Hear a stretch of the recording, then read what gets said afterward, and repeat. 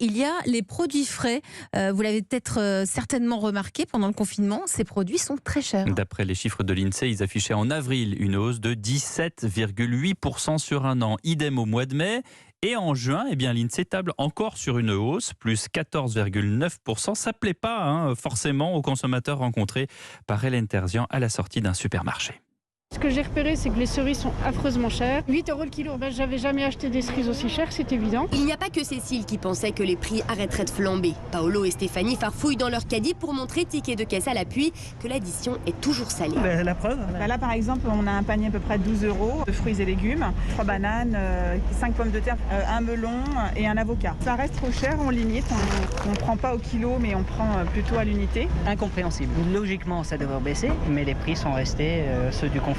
Les contraintes de récolte ont quasiment disparu. L'acheminement des denrées jusqu'aux étals est bien plus fluide. Alors, si les prix sont toujours élevés, c'est parce que l'on a pris cette habitude de manger français, explique Yves Puget, directeur de la rédaction du magazine LS. On a eu pendant plus de 2 mois une production française qui a été mise en valeur dans les magasins. Et les distributeurs ont pris des engagements avec les producteurs. Donc j'ai envie de penser que c'est une bonne chose, que ça perdure. Ça se voit dans les rayons, ça se voit aussi sur l'étiquette pour les consommateurs. Mais il insiste, c'est la météo qui influe le plus sur le prix des fruits et légumes. Avec l'arrivée de l'été, la demande devrait augmenter et si la production ne suit pas, les prix vont encore monter. Bonjour Laurent Grandin.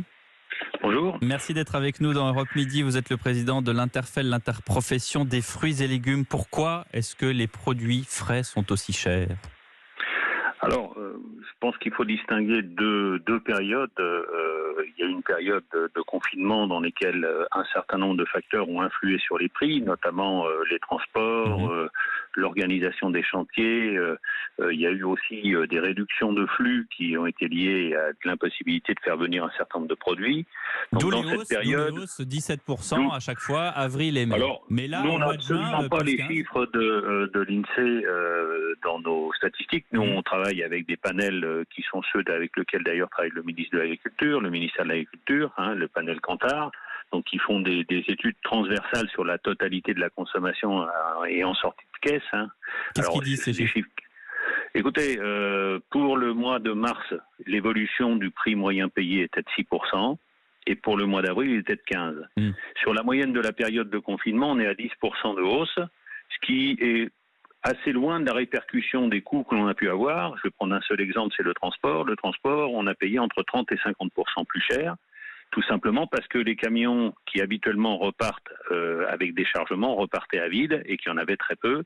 Et donc, on a fait une répercussion relativement raisonnable, plus ce qui a été expliqué tout à l'heure, c'est-à-dire qu'il y a eu un transfert pour un certain nombre de produits manquants sur des produits français qui ne sont pas de mêmes caractéristiques et qui effectivement sont plus chers que des produits habituellement importés à cette période, puisque dans cette période, nous sommes autosuffisants qu'à hauteur de 35 à 40% sur des produits comme la tomate ou la fraise. Donc on l'entend, il y a eu des modifications de logistique, d'approvisionnement en mars et en avril, et on le comprend, c'est lié au confinement. Mais là maintenant, à quoi peut-on s'attendre pour cet été ? Est-ce qu'on va payer aussi cher les fruits et légumes ?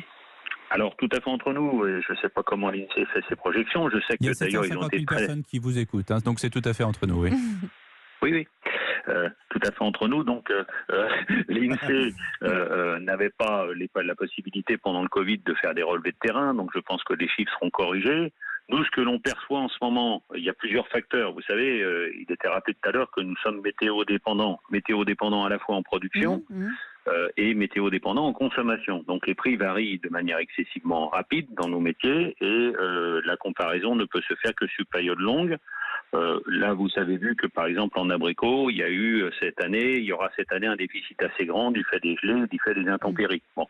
Maintenant, nous, ce que l'on observe en ce moment, c'est un retour à des prix normaux. On parlait tout à l'heure de cerises. Moi, j'étais sur les marchés fin de semaine, j'ai vu de la cerise à 4 €. Alors, il y en a effectivement à 8 €, mais c'est des produits d'exception qui sont tout à fait particuliers. Mais il y a une accessibilité en ce moment des produits. Je vais prendre la tomate. La tomate qui est était chère.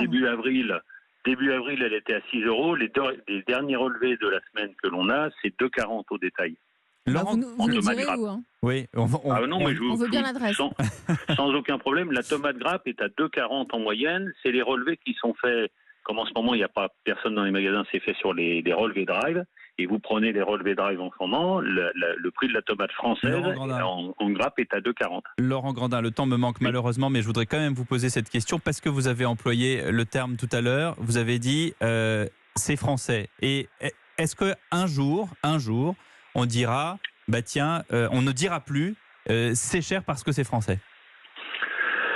Je pense qu'on ne le dira jamais pour des raisons structurelles de coût de nos structures, mais aussi, vous savez, une partie des produits qui viennent aussi en complément de nos productions. Donc nous, on n'est pas contre les échanges. Jamais. Donc jamais. Jamais ou c'est en fonction c'est la relativité des choses qu'il faut politique prendre en agricole compte parce commune. que regardez aujourd'hui, le prix moyen des fruits et légumes sur une année, c'est de l'ordre de 2,50. Le prix moyen du kilo.